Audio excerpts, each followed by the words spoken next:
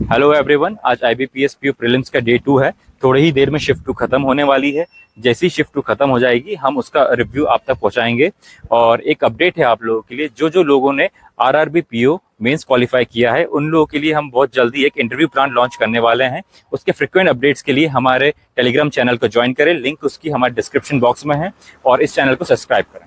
ठीक है सर, आपका नाम? मेरा नाम अभिषेक लग रहा है। अभिषेक जी, आपका कैसा रहा एग्जाम? एग्जाम 57 ओवरऑल अटेम्प्ट था। 57 रहा। और कैसा आया पेपर? मतलब इजी टू मॉडरेट बोल सकते हैं, बट सेक्शनल अगर देखें तो इंग्लिश थोड़ा मेरे को लेंदी लगा था। इंग्लिश लेंदी लगा था। इंग्लिश में क्या क्या रहा और इंग्लिश में कैसे अटेम्प्ट्स हैं आपके? इंग्लिश में मेरा टोटल 22 अटेम्प्ट है। ओके। और उसमें जैसे कि एक वो आया था, अपना पैराग्राफ आया था उसमें, तो किससे रिलेटेड था वो भूल गया मैं। अच्छा, तो उसके क्वेश्चंस जो थे डायरेक्ट क्वेश्चन थे कि इनडायरेक्ट आए थे? नहीं, डायरेक्ट थे। Direct question. उसमें कोई सिनोनिम्स और एंटोनिम्स वगैरह? नहीं, हाँ, मतलब सिनोनिम्स आए थे, एंटोनिम्स नहीं पूछे। सिनोनिम्स ही ज्यादा पूछा है। ठीक है। एरर डिटेक्शन कुछ या ग्रामेटिकल एरर तो अलग था।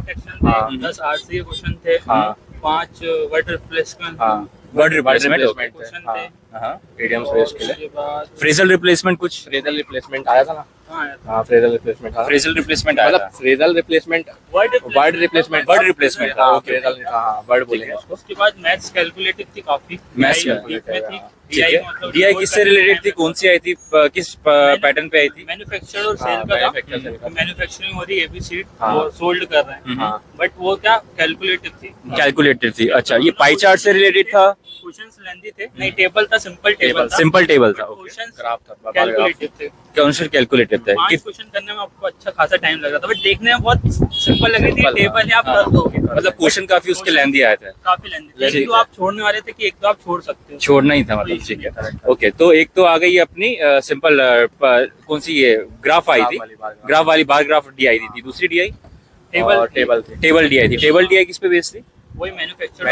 अच्छा, ठीक है। और उसके बाद कोई कैसलेट वगैरह? कैसलेट वगैरह नहीं? टेबल डी आई थी जिसमें गर्ल्स एंड बॉयज का रेशियो दिया था, तो चॉकलेट रिलेटेड था वो। और ये कुछ 5 या 6 मतलब क्लासेस था। A से F तक था। प्लस उसमें ये रहता है ईच बॉयज इतने टॉफीज लेता है, तो वो आपको कैलकुलेशन आपको बन रहा था। कैलकुलेशन बन रहा था। बाकी उसमें कुछ अप्रोक्सीमेशन, सिंप्लीफिकेशन थे। 5 6 होंगे समथिंग। ठीक है। और अप्रोक्सीमेशन ज्यादा। क्वाड्रेटिक नहीं थी, क्वाड्रेटिक थी। और अपना ये था 10-12 मार्क्स यहाँ से थे। बाकी DI था और बाकी अर्थमेटिक थी। अर्थमेटिक काफी था। मैथमेटिक मतलब कैलकुलेटिव था ये काफी। मैथ क्वांट का पेपर। मैथ्स ज्यादा टफ तो नहीं बोलेंगे, मतलब जिसने बेसिक अपना क्वाड्रेटिक वगैरह पढ़ा होगा और ये नंबर सिस्टम तो थोड़ा टफ हो जाता है कभी कभी, तो वो फंसा लेता है। तो इसमें इस बार तो आया नहीं, तो काफी बन गया। मतलब मैथ्स मिसिंग नंबर सीरीज या कोई भी नॉर्मल वाली नंबर सीरीज नहीं था? कुछ नहीं है। अच्छा, और रीजनिंग कैसा रहा इसका? रीजनिंग मॉडरेट ही है, क्योंकि मेरी रीजनिंग काफी अच्छी है। मतलब मैं अपना मानता हूँ कि रीजनिंग काफी अच्छी, बट मेरे से अटेम्प्ट ही नहीं हुआ। अच्छा, नहीं हुआ मतलब पजल काफी हुए। एक तो पजल थोड़े अजीब टाइप के थे। मतलब पजल किस के ऊपर बेस्ड आई थी वो? एक ईयर बेस्ड आई थी, सर्टेन नंबर्स, सर्टेन आई थी, सेटिंग अरेंजमेंट। हाँ, और उसके बाद एक ना 7 रो नॉर्थ साउथ वाली थी। ठीक है। हो गई। और एक प्ले के ऊपर आई थी, ऐसे XYZ कुछ दिया हुआ था। 5 थे वेरिएबल के साथ, और उनके राइटर के नाम था, तो मंडे से फ्राइडे था। ओके। 5। अच्छा, एक तो ये वीक बेस्ड आई होगी और एक मंथ बेस्ड आई थी। मंथ बेस्ड आई थी। हाँ, एक उसके बाद वेरिएबल के साथ भी 5 फ्लोर थे उसमें। अच्छा, वेरिएबल के साथ। Floor in the sense Monday से फ्राइडे था, 5 लोग थे प्लस वेरिएबल भी था। ठीक है। वो इजी थी, वो ड्यूएबल थी, वो हो गई। बट जो नॉर्थ साउथ वाली 7 लोग थे और जो एक ईयर वाली थी वो।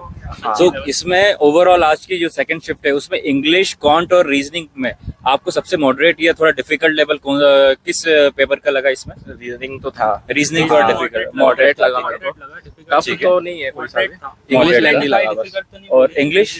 इजी टू मॉडरेट लगा। इंग्लिश लेंदी लगा मुझे लगा। मुझे इजी लगा। ठीक है। इजी टू मॉडरेट था। और क्वांट? क्वांट कैलकुलेटिव थी, बट हाँ जो रिव्यू दे वगैरह देख के गया होगा तो वो आराम से टैकल कर लेगा। तो इंग्लिश में आपके कितने अटेम्प्ट रहे? 22 अटेम्प्ट। और आपके? मेरे 25 रहा इंग्लिश में। हाँ। 22 रहे क्वांट में और 15 रहे रीजनिंग में, जो कि मैं सबसे ज्यादा अटेम्प्ट कर सकते मतलब। हाँ, राइट। मेरा भी कम ही था। क्वांट में मेरा 23 था, और इसमें अपने इंग्लिश में 22, और रीजनिंग में मेरा 27। ओके। आपके टोटल 62 अटेम्प्ट्स रहे और आपके 57। हाँ। Thank you very much. ठीक है, आपका नाम? नितिन मुराड़िया। नितिन जी, आपका एग्जाम किस रहा? ठीक रहा मेरा, मतलब ओके ओके रहा, मतलब बहुत अच्छा भी नहीं बहुत बुरा भी नहीं। ठीक है, टोटल अटेम्प्ट्स कितने रहे आपके? मेरे 53 रहे। 53 अटेम्प्ट्स रहे। ठीक है, इसमें आपको सबसे ज्यादा मतलब डिफिकल्ट या लेंथी कौन सा सब्जेक्ट लगा? मतलब एज डिफिकल्ट तो कोई नहीं लगा, इजी टू मॉडरेट था। बाकी ये है कि मैथ्स में टाइम ज्यादा लग जाता है। मैथ्स में टाइम ज्यादा लगा।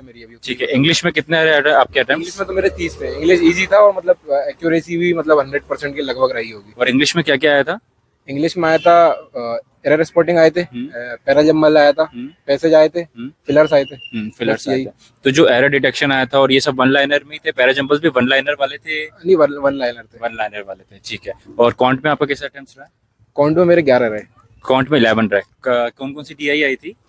डीआई एक तो आई थी, टेबुलर आई थी और एक कैसलेट आई थी। टेबुलर आई थी और कैसलेट आई थी। किस पे बेस्ड थी ये?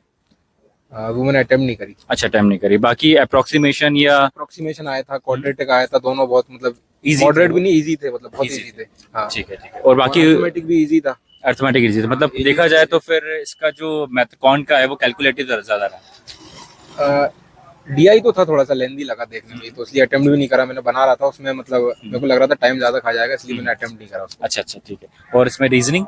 रीजनिंग इजी थी। रीजनिंग इजी रही। उसमें क्या रहा आपका अटेम्प्ट्स? उसमें मेरे 13 अटेम्प्ट रहे। 13 अटेम्प्ट रहे। हाँ, ठीक उसमें है। एक मेरी पजल गलत बन गई थी, तो फिर उसको काट के दोबारा बनाया, तो उसमें टाइम ज्यादा लगा। राइट, होता है। Right right. उसमें सिलॉग आया था और इनइक्वालिटी थी। इनइक्वालिटी, ठीक है। बाकी distance, direction and distance, blood relation, मतलब इजी था। इजी था। हाँ, मतलब बहुत बड़ी लेंदी नहीं थी पजल, इजी थी और मतलब छोटी थी, ज्यादा बड़ी नहीं थी। मतलब अराउंड 4 से 5 लाइन में पजल खत्म हो जाएगी। हाँ, वो तो मेरी एक पजल गलत हुई, नहीं तो मतलब कोई भी एवरेज मतलब 17-18 अटेम्प्ट मतलब इजीली ले सकता है कोई भी। अच्छा अच्छा, ठीक है। तो मतलब आपके इसमें 13 रहे, 11 क्वांट में रहे और इंग्लिश में 30 रहे। ओवरऑल आपके कितने रहे? 53 रहे। सो दोस्तों, ये था रिव्यू IBPS PO प्रीलिम्स का डे 2 के शिफ्ट 2 का। और हम लोगों ने काफी एस्पिरेंट से बात करी है। उन लोगों के अटेम्प्ट्स अराउंड 60+ हैं। बट हमेशा एक बात ध्यान रखिए कि कट ऑफ जो रहता है कभी भी अटेम्प्ट से डिसाइड नहीं किया जाता, उस पर हमेशा एक्यूरेसी मेन मैटर रखती है। ठीक है, तो हमारे रिव्यू के अकॉर्डिंग जो इंग्लिश रहा है इस शिफ्ट 2 में क्या हुआ, पहले के कंपैरिजन में इंग्लिश थोड़ा लेंदी रहा है, क्वांट उसी लेवल पे रहा, थोड़ा डिफिकल्ट, मॉडरेट से डिफिकल्ट बोल सकते हैं। मॉडरेट टू डिफिकल्ट हम इसलिए बोल रहे हैं इसमें क्योंकि वो काफी कैलकुलेटिव रहा है। डीआई जो क्वेश्चन थे, डीआई में अगर 5 क्वेश्चन थे तो उसमें से 3 क्वेश्चन नॉर्मल हो पा रहे थे, लेकिन 2 क्वेश्चन ऐसे थे कि जिसमें से आपको काफी कैलकुलेट करना पड़ रहा था। तो तभी, लेकिन आप समझ ली थोड़ा सा इसमें कैलकुलेटिव और रहा है। तो इसके जो सेफ अटेम्प्ट हैं वो अराउंड 14 से लेकर 18 के बीच में लोग अटेम्प्ट कर रहे हैं।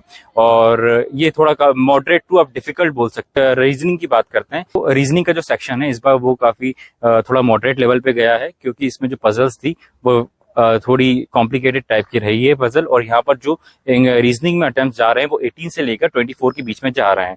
तो हमेशा ध्यान रखिए, हमें ऐसे टाइप के पेपरों में क्या होता है, नंबर ऑफ अटेम्प्ट्स मैटर नहीं रखते हैं, इसमें हमेशा एक्यूरेसी प्ले करती है। तो शिफ्ट 2 IBPS PO प्रीलिम्स की 38 सितंबर के हिसाब से जो एक गुड अटेम्प्ट्स रहेंगे, जो सेफ अटेम्प्ट्स रहेंगे, वो 54 से लेकर 58 के बीच में रहेंगे एज पर और रिव्यू। हमने यहाँ पर काफी लोगों से बात करी, उसके बाद हम ये रिव्यू आपको बता रहे हैं। ठीक है।